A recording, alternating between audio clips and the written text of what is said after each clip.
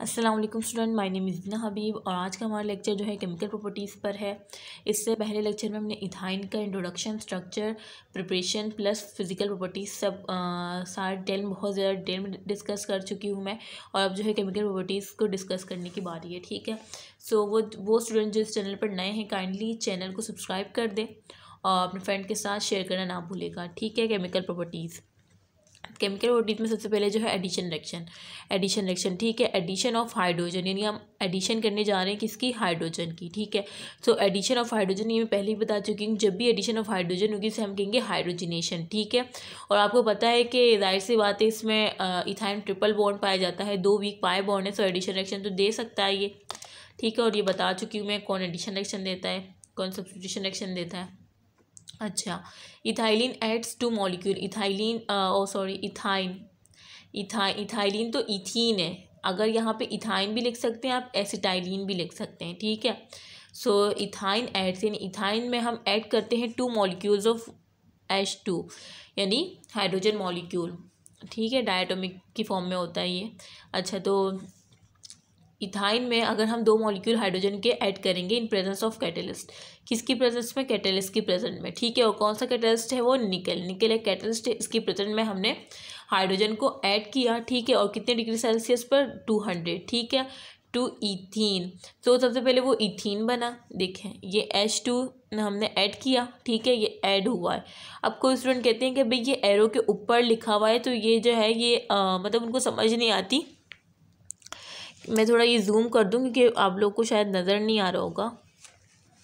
देखें ये लिखा हुआ है हाइड्रोजन और निकल जो है यहाँ पे जो है एज अ कैटलिस्ट यूज़ हो रहा है, जबकि हाइड्रोजन ऐड हो रहा है। अब ये हाइड्रोजन एरो के ऊपर है, आप इसको प्लस H2O भी लिख सकते हैं, ठीक है। ये इन्होंने इस तरह लिखा है, तो कुछ स्टूडेंट बोलते हैं कि ये हाइड्रोजन ऐड हो रहा है, क्या हो रहा है, सो ये ऐड ही हो रहा है। और बाकी ये 200 सेल्सियस, ठीक है। अच्छा, अब ये जो है इथाइन से इथीन में आ गया, 1 वीक पाई बॉन्ड पहले टूटा, मैंने बताया था इसके पार्ट ए में लेक्चर 7 के कि पहले week pi bond, first week pi bond टूटेगा, सही है। और 2 हाइड्रोजन आपने डाले ना H2, एक हाइड्रोजन जब 1 वीक पाई बॉन्ड टूटेगा तो इसकी भी एक वैलेंसी खाली इस कार्बन की, और सेकंड कार्बन की भी एक वैलेंसी खाली। और वो वैलेंसी कौन जाके फिल करेगा, जो हमने डायटोमिक फॉर्म में मॉलिक्यूल डाला है हाइड्रोजन।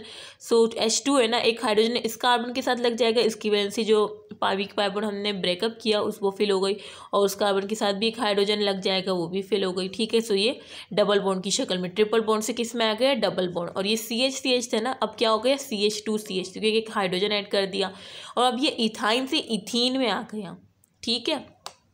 मैंने यही बोला था कि इसमें जो है हम 2 दफ़ा करेंगे रिएक्शन, इसमें ट्रिपल बॉन्ड है, 2 वीक पाई बॉन्ड है इसमें, ठीक है। सब देखेंगे इथीन में आएगा। अब इथीन से इसे इथेन में ले जाने के लिए हम दोबारा से 2 हाइड्रोजन डालेंगे और वही निकल जो है एज कैटलिस्ट यूज़ करेंगे। लेकिन इस बार जो है ना, इस बार जो हम टेम्परेचर देंगे वो 300 देंगे, सही। 200 हमने इथाइन्स को जब कन्वर्ट किया इथीन में, ट्रिपल बॉन्ड को डबल बॉन्ड में जब कन्वर्ट किया, सही, मीन इथाइन को इथीन में किया, ईन है ना, डबल बॉन्ड है ये।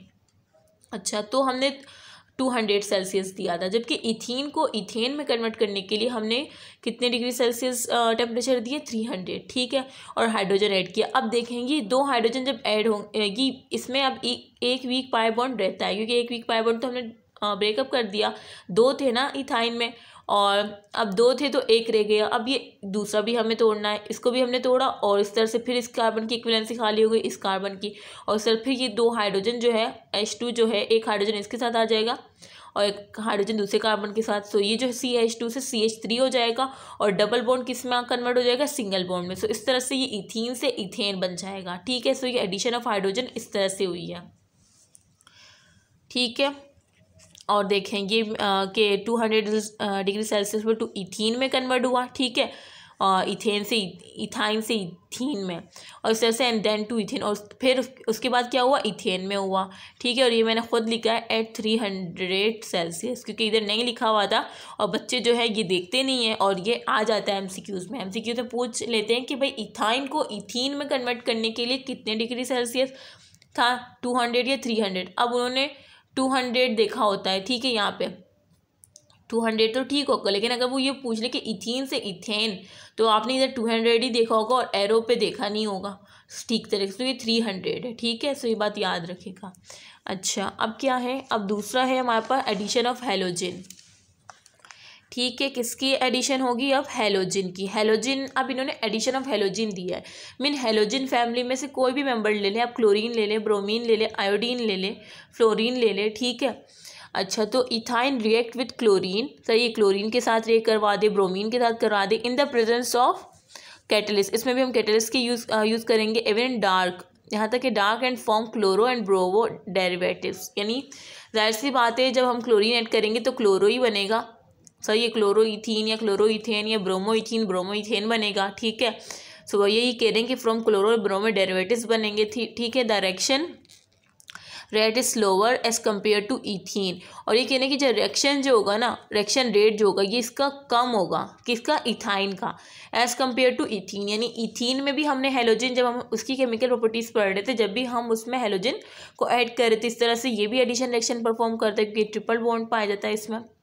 सही है, सो ये कह रहे हैं कि बनिस्बत इथीन के इसका रिएक्शन स्लो होता है हेलोजन के साथ। ठीक है, डायरेक्शन है rate is slower as compare to ethene, तो ये बात याद रखेगा, एस एमसीक्यू पूछा जा सकता है कि इथाइन का जो रेट ऑफ रिएक्शन है वो as compare to ethene slow है या फास्ट है, तो क्या है, स्लो है, स्लोअर है। ठीक है, तो जिसने डॉक्टर दीना वजीर एकेडमी से वर्ड टू वर्ड बुक की लाइन सही एज अ कॉन्सेप्ट समझी होगी, ठीक है, सो वही करेक्ट जो है ऑप्शन मार्क कर सकता है। अच्छा, अब देखें ये जो है इन्होंने दिया हुआ है, ये हाँ इथाइन है, ट्रिपल बॉन्ड है तो इथाइन होगा। अच्छा, हमने क्लोरीन ऐड किया, सर ये क्लोरीन ऐड किया, अब ये क्लोरीन जब हम ऐड करेंगे तो यहाँ से पहले एक वीक पाई बॉन्ड जैसे पहले उसमें टूटा था, इथाइन से पहले इथीन में आया, फिर इथीन से इथेन में गया। ठीक है, ट्रिपल से पहले डबल बॉन्ड में आया, फिर डबल से सिंगल बॉन्ड में, इस तरह से इसमें भी होगा। ठीक है, सो इसके रिएक्शन थोड़े से मतलब लेंदी हो गए कि इसमें ट्रिपल बॉन्ड है। ठीक है, और इथीन अल्कीन फैमिली और इथीन का जब मैंने पढ़ाया था तब उसमें सिर्फ डबल बॉन्ड था, उसमें सिर्फ एक स्टेप था, इसमें दो स्टेप होंगे। ठीक है, अच्छा देखें ये ट्रिपल बॉन्ड है, हमने क्लोरीन जब ऐड करेंगे तो इसमें से एक week pi bond, first week pi bond टूटेगा और टूटने से इस दोनों कार्बन की एक वैलेंसी जो है खाली रह जाएगी। सो उस वैलेंसी को कौन फिल करेगा, फिल आउट करेगा, ये क्लोरीन, एक क्लोरीन 2 है ना, मीन क्लोरीन 2 है, तो एक क्लोरीन इसके पास जाएगा क्लोरीन एटम और दूसरा क्लोरीन एटम दूसरे कार्बन के पास, तो इस तरह से ये बन जाएगा। ये क्या बना है, डाइक्लोरो इथीन, इथीन इन बना है, इन मीन डबल बॉन्ड अभी भी है इसमें, ट्रिपल बॉन्ड से डबल बॉन्ड में कन्वर्ट हो गए ना, अब ये डबल बॉन्ड से किस में जाएगा, सिंगल बॉन्ड में।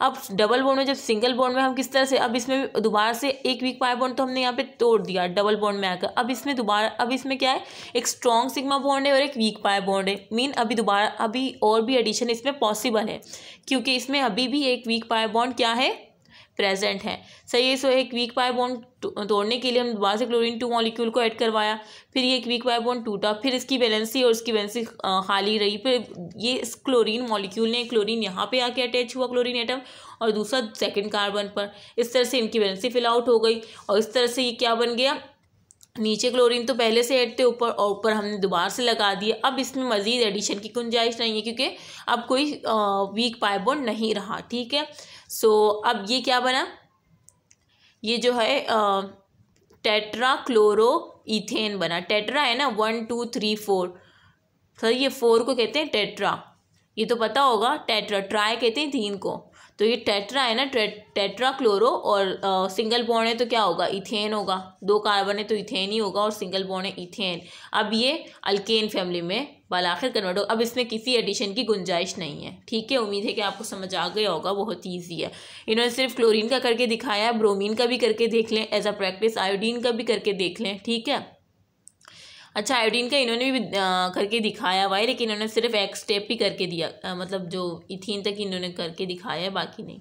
अच्छा देखिए, इथाइन एड्स आयोडीन, इथाइन जब हम ऐड करते हैं iodine molecule with difficulty but in the presence of ethanol, ये कहने कि इथाइन में जब हम ऐड करते हैं आयोडीन तो बहुत ही यानी मुश्किल के साथ हम ऐड कर पाते हैं इसको।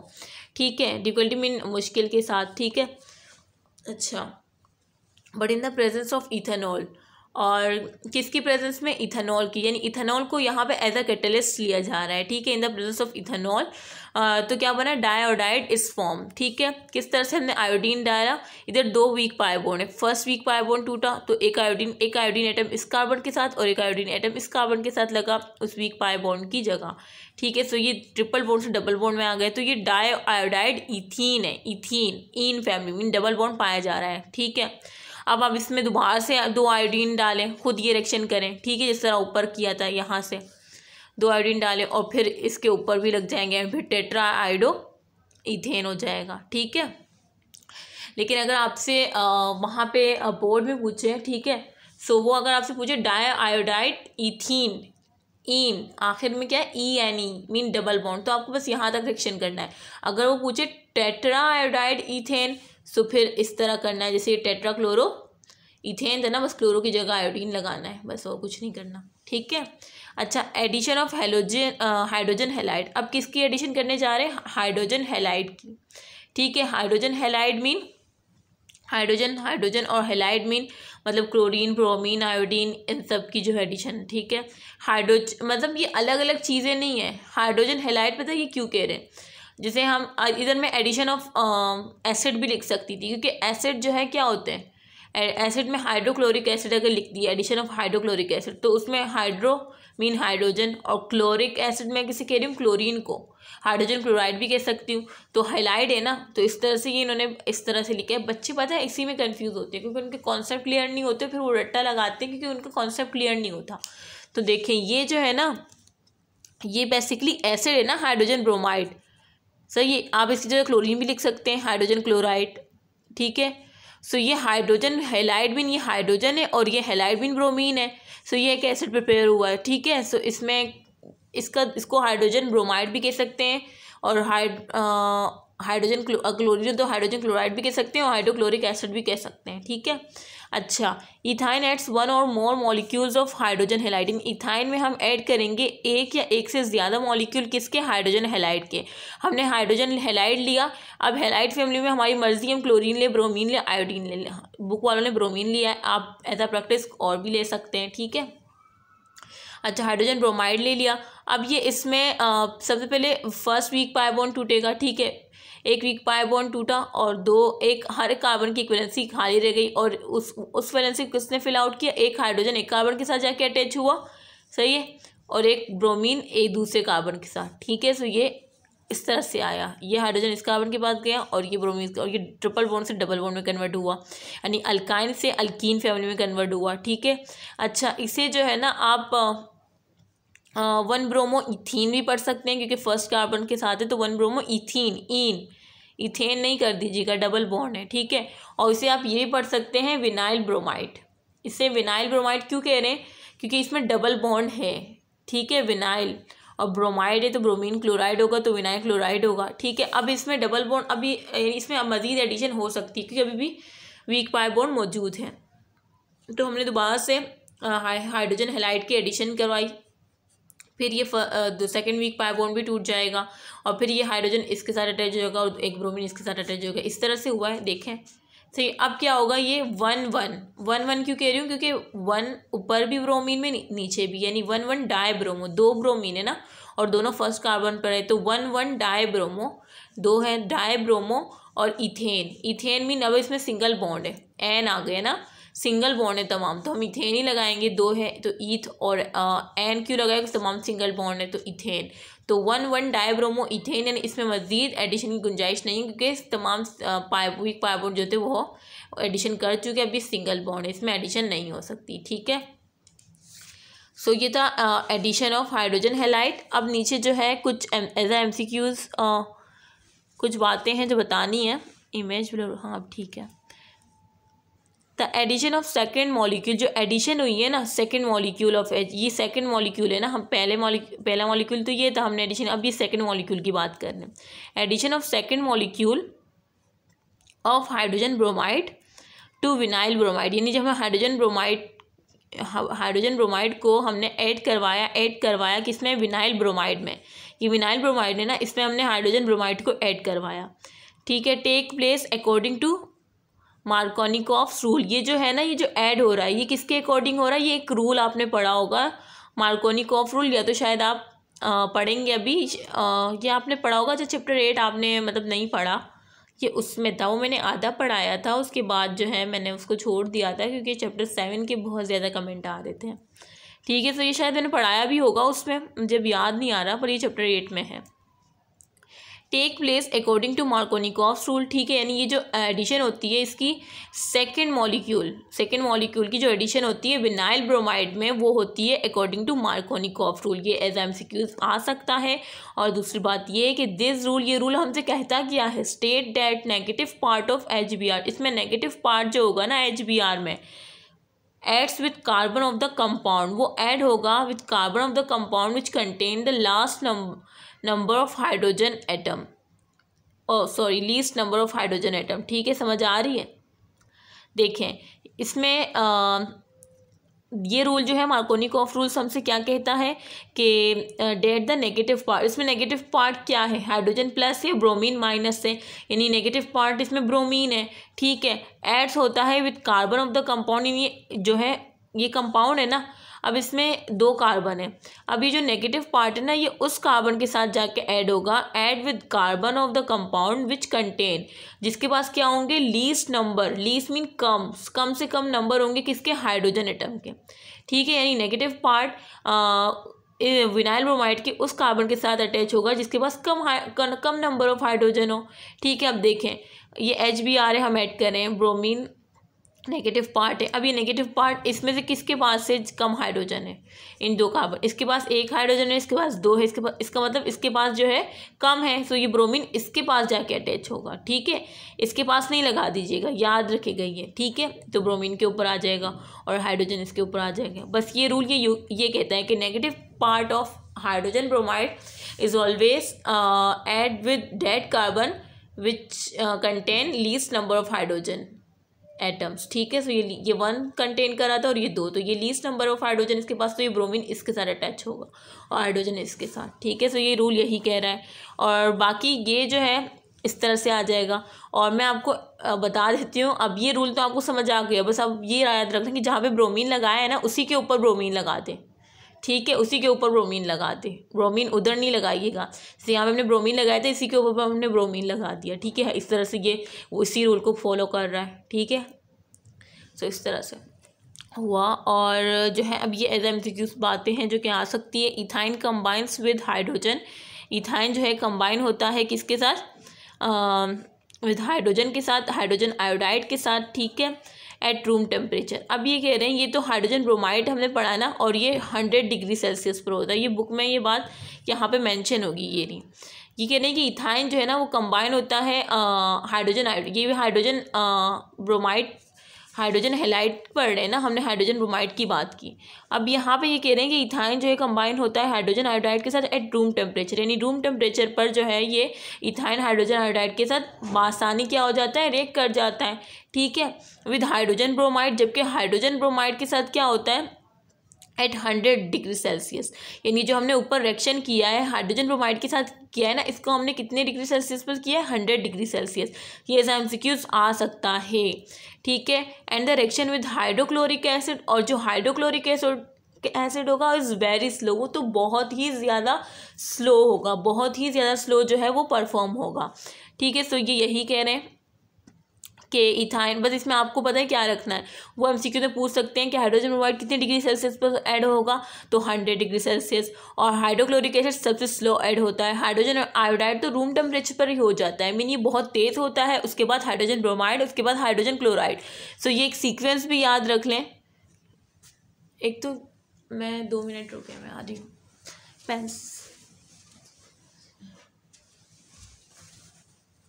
देखें, ये एक सीक्वेंस भी याद रखें, क्योंकि एक तो ये उस तरह से पूछ सकते हैं जैसे मैंने बताया अभी इससे पहले कि कौन हाइड्रोजन आयोडाइड रूम टेम्परेचर पर हो जाता है, ये आपको याद रखना है, और हाइड्रोजन ब्रोमाइड जो है 100 डिग्री सेल्सियस पर होता है और हाइड्रोजन क्लोराइड जो है वो सबसे स्लो एडिशन रिएक्शन देता है। ठीक है, सो ये सीक्वेंस याद, सबसे ज़्यादा कौन से तरह रिएक्ट कर जाता है, रूम टेम्परेचर पर हाइड्रोजन आयोडाइड, उसके बाद हाइड्रोजन ब्रोमाइड जो कि 100 डिग्री सेल्सियस है, हाइड्रोजन क्लोराइड तो बहुत ही स्लो है। सही है, सो ये एक सीक्वेंस भी याद रखेगा। उम्मीद है कि आपको समझ आ गई होगी।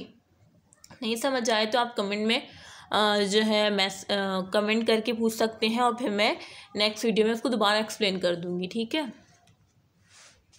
सो ये जो है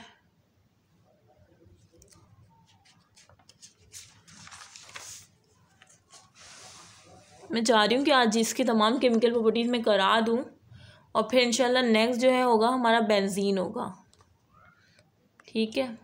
ये मोबाइल स्टैंड को मैंने फिक्स नहीं किया था। अब एडिशन ऑफ हाइड्रोजन साइनाइड, ठीक है। Ethyne adds hydrogen cyanide in the presence of cuprous chloride, यानी किसकी प्रेजेंस में, cuprous chloride and ammonium chloride to form acrylonitrile vinyl cyanide, ठीक है। अब ये क्या है, इसका दूसरा नाम है विनाइल साइनाइड का, इमेज, हाँ ठीक है। अब हमने किसकी प्रेजेंस में, हाइड्रोजन साइनाइड, और हाइड्रोजन साइनाइड को हम ऐड कर रहे हैं इथाइन में, ठीक है, क्यूपरस क्लोराइड और अमोनियम क्लोराइड की प्रेजेंस में, ठीक है। हमें क्या मिल रहा है, विनाइल साइनाइड मिल रहा है। और विनाइल में बताया था जब डबल बॉन्ड आता है तो विनाइल आता है, और साइनाइड क्यों कह रहे हैं, क्योंकि साइनाइड ऐड हो रहा है ना, तो विनाइल साइनाइड ही कहेंगे। अब देखेंगे वीक पाई बॉन्ड टूटेगा, हाइड्रोजन एक कार्बन के साथ अटैच होगा, साइनाइड दूसरे कार्बन के साथ अटैच होगा, ठीक है। सो इस तरह से विनाइल साइनाइड आ गया। अच्छा, और बताया था कि विनाइल क्यों है, डबल बॉन्ड की वजह से। Acrylonitrile is use in the manufacture of polymer, और ये जो विनाइल साइनाइड है इसका दूसरा नाम जो है एक्रिलेनाइड इज़ यूज, ये यूज़ होता है किसकी मैन्युफैक्चर में, पॉलीमर की, पॉलीमर्स जो होते हैं ना उनकी मैन्युफैक्चर में विनाइल साइनाइड का दूसरा नाम ज़रूर याद रखेगा, ठीक है। क्योंकि ये या तो ये देंगे फिर आप बोलेंगे भाई ये नाम तो पढ़ा नहीं था हमने।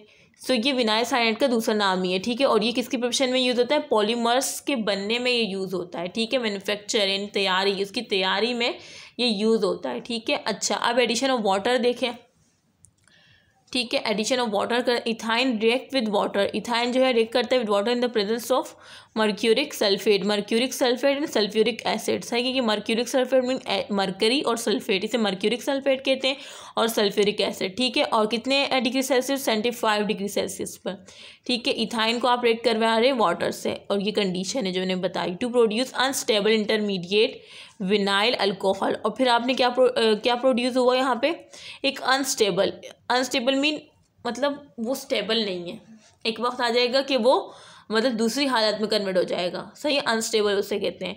और इंटरमीडिएट विनाइल अल्कोहल बनेगा विच रीअरेंजमेंट, जिसकी रीअरेंजमेंट होगी और फिर वो किस में कन्वर्ट हो जाएगा, फॉर्म्स इथेनॉल में कन्वर्ट हो जाएगा, या उसका दूसरा नाम क्या है, एल्डिहाइड, ठीक है।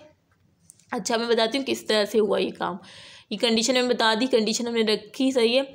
और हाइड्रोजन H2O को ऐड किया, अब ये फर्स्ट वीक पाई बॉन्ड टूटेगा। अब ये H2O है, इसका मतलब क्या है, H और OH है, HOH है ना, HOH क्या बन जाएगा, H2O बन जाएगा, तो HOH है ये H2O। अब एक H इस कार्बन के साथ लग जाएगा और एक OH इस कार्बन के साथ लग जाएगा। अब एक H जब इसके पास लगेगा, पहले तो ये ट्रिपल बॉन्ड से डबल बॉन्ड में आ जाएगा, और एक H, ये CH था, जब एक H मैंने इसके साथ ऐड करवाया तो ये CH2 हो गया, ठीक है। देखिए CH2, ठीक है। और ये CH था और OH जाके अटैच हुआ, तो ये OH शो हो रहा है ना। और ट्रिपल से डबल बॉन्ड में जाहिर सी बात जब भी तो एडिशन हुआ है, ये CH से CH2 में आ गया एक हाइड्रोजन के ऐड करने से, और OH जो है इस कार्बन के साथ लगा जो कि आपको नज़र आ रहा है।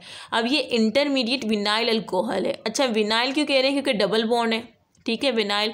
और अल्कोहल क्यों कह रहे हैं, क्योंकि OH ग्रुप है। OH ग्रुप जब भी आता है तो वो अल्कोहल फैमिली से बिलोंग करता है। सो ये विनाइल अल्कोहल है जो कि अनस्टेबल है, और रीअरेंजमेंट जब उसकी हुई तो किस हालत में आ गया, इथेनॉल में आ गया। इथेनॉल जो है एल्डिहाइड, ये इथेनॉल एक फैमिली है जो चैप्टर 9 में शायद मैं पढ़ा चुकी हूँ या पढ़ाऊँगी, अल्कोहल को कंप्लीट करा चुकी हूँ मैं, ठीक है।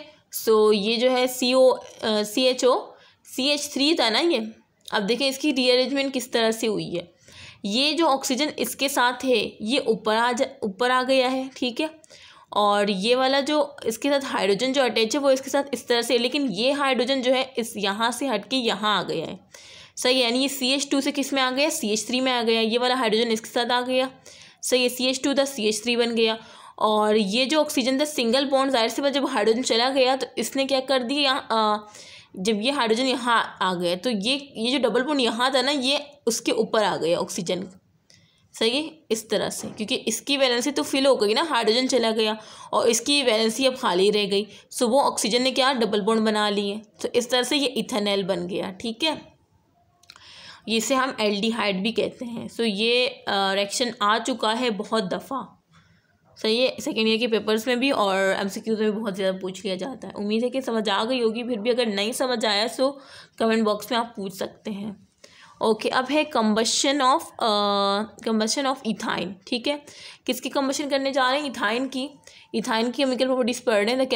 The complete combustion of ethyne, जो कंप्लीट कंबशन है ना इथाइन की, इज़ एक्सोथर्मिक। ये वो क्या है? एक्सोथर्मिक है। एक्सोथर्मिक आपको पता है जिसमें रिलीज हीट जो है वो क्या होती है? रिलीज होती है।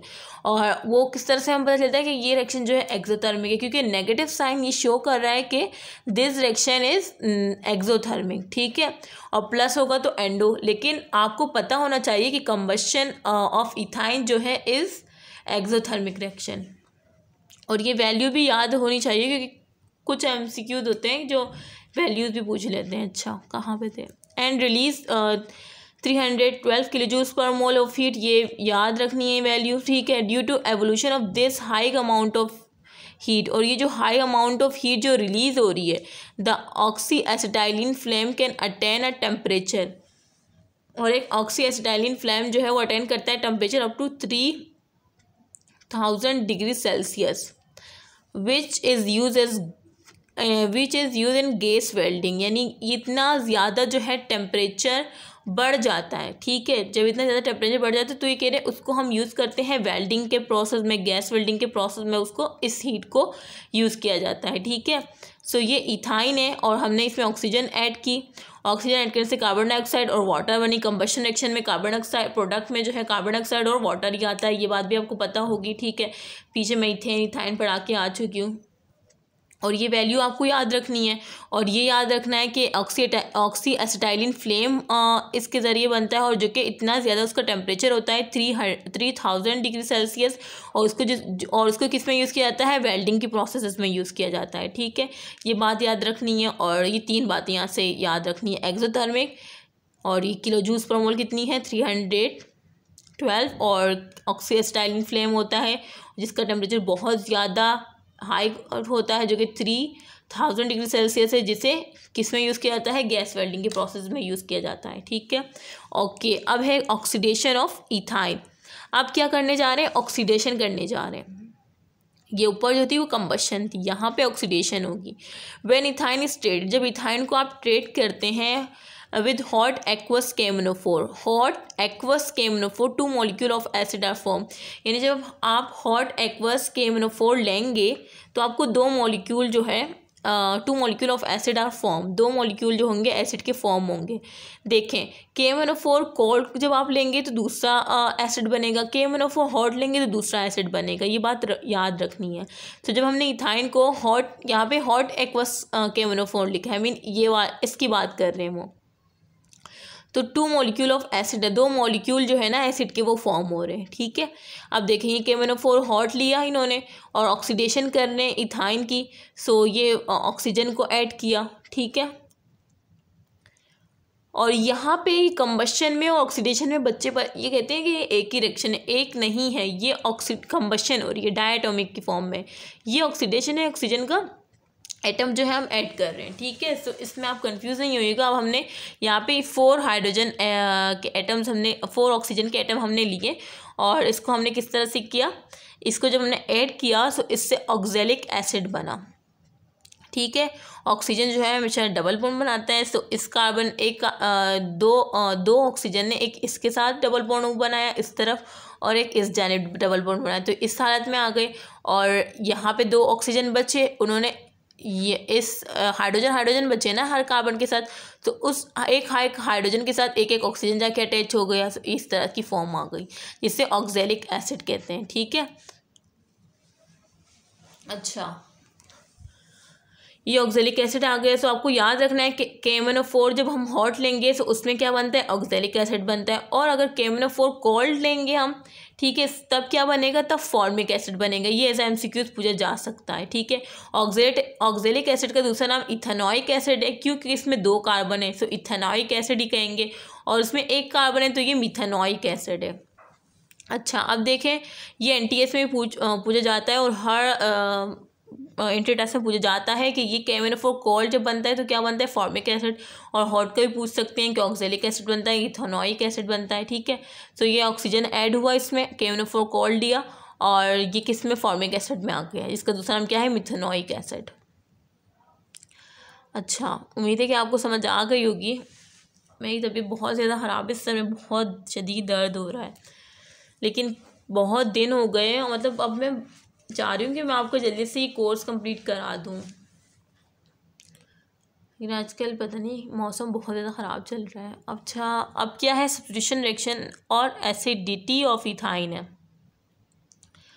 सो लेक्चर तो बहुत ही ज़्यादा लेंथी होता जा रहा है, लेकिन समझा ही देती हूँ ताकि ये एंड हो जाए।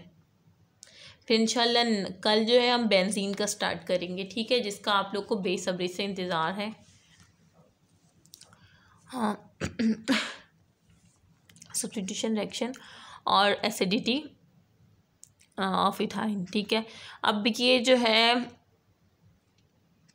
अब आप कहेंगे भाई सब्स्टिट्यूशन रिएक्शन किस तरह आ गए, तो ये बहुत मतलब इसमें बहुत ज़्यादा डिटेल में समझाना पड़ेगा मुझे। देखें, और यहाँ पे जो है बहुत, एक तो यहाँ पे शादी हो रही है कि हमारे मोहल्ले में पता नहीं किसी की, तो वो जो है बहुत तेज़ जो है लाउडली उन्होंने म्यूज़िक लगाया हुआ है। और क्या कह सकते हैं, उनको खुद ख्याल करना चाहिए कि मोहल्ले में और लोग भी मौजूद है। आप लोगों को भी शायद म्यूज़िक की आवाज़ आ रही है, तो वहाँ पे आपको फोकस नहीं करना, यहाँ पे फोकस कर ले, ठीक है। मेरी तबीयत जो है बहुत ज़्यादा ख़राब हो रही है। मैं ये इंशाल्लाह नेक्स्ट वीडियो लेक्चर में समझा दूँगी, ठीक है। और म्यूज़िक की आवाज़ भी बहुत ज़्यादा तेज़ हो गई है। सो यहाँ तक मैंने ये पूरी केमिकल प्रॉपर्टीज समझाई। अब आगे जो है ना, ये आगे पूरा 1 पेज मैं नेक्स्ट वीडियो में समझाऊंगी, और इसमें सब्स्टिट्यूशन रिएक्शन और एसिडिटी ऑफ इथाइन है। सो इसमें मुझे मतलब अभी इसको मैं जल्दी से नहीं समझा सकती, क्योंकि यहाँ पे मैं बहुत ज़्यादा सर में बहुत दर्द हो रहा है, और अब इसको मैं जल्दी में समझाऊंगी तो आपको समझ नहीं आएगा। सो इसको मुझे बहुत डिटेल में समझाना है, ठीक है। वरना मैं जिस तरह वो लोग कोचिंग में पढ़ाते हैं कि भाई ये इसको सोडियम ऐड किया, ये हुआ और वो हुआ, और बस हम लोग कहते हैं कि भाई हुआ क्यों, ये केमिकल रिएक्शंस में आ रहा है, ये क्या है, ये बिल्कुल अलग से एक, हाँ ये केमिकल रिएक्शंस में है, लेकिन ये अलग कॉन्सेप्ट है, और ये आपका अच्छा होना बहुत ज़रूरी है। सो इंशाल्लाह नेक्स्ट वीडियो में मैं ये पढ़ाऊँगी जब, और जो है क्या कहना था, बस ठीक है। और दुआओं में ज़रूर याद रखिएगा, और लाइक बटन प्रेस करना नहीं भूलेगा। अपने फ्रेंड के साथ, रिलेटिव के साथ, फेसबुक पेज पर, इंस्टाग्राम और XY ग्रुप्स जो भी हो तमाम में ज़रूर शेयर कीजिएगा, ठीक है, ताकि दूसरे स्टूडेंट भी इस चैनल से जो है मुस्तफ़ीद हो सके। और अपना ख्याल रखिएगा और मुझे अपनी दुआ में ज़रूर याद रखें, मुझे जल्द से जल्द सेहतयाब हो जाऊँ, आप लोग का पूरा कोर्स जो है मैं 1 महीने में कंप्लीट करा दूँ, ठीक है। सो मुझे यही कह रहे थे सब कि तुमने इतनी सारी वीडियोस कैसे बना ली। सो शायद मुझे लगता है उन्हीं की नज़र लग गई जो कह रहे थे ना कि इतनी सारी वीडियोस अभी मतलब ज़्यादा वक्त भी नहीं हुआ, लेकिन वो मैं आप लोग के लिए बना रही थी कि ताकि आप लोग जल्दी जल्दी से जो है अपना कवर अप कर सकें। लेकिन अभी भी बहुत ज़्यादा टाइम है, ठीक है, परेशान ना हो, इंशाल्लाह सब कुछ हो जाएगा, सही है। आप लोग, और इंशाल्लाह फेडरल का भी मुझे स्टार्ट करना है, सही है, क्योंकि PMC आ गई है, अब तो फेडरल भी पढ़ना पड़ेगा, क्या कर सकते हैं, फेडरल नहीं पढ़ा भी तो पढ़ाना तो पड़ेगा, ठीक है। और वैसे सेम ही होती है बातें, इतना कुछ खास नहीं होता, तमाम वही कॉन्सेप्ट होते हैं।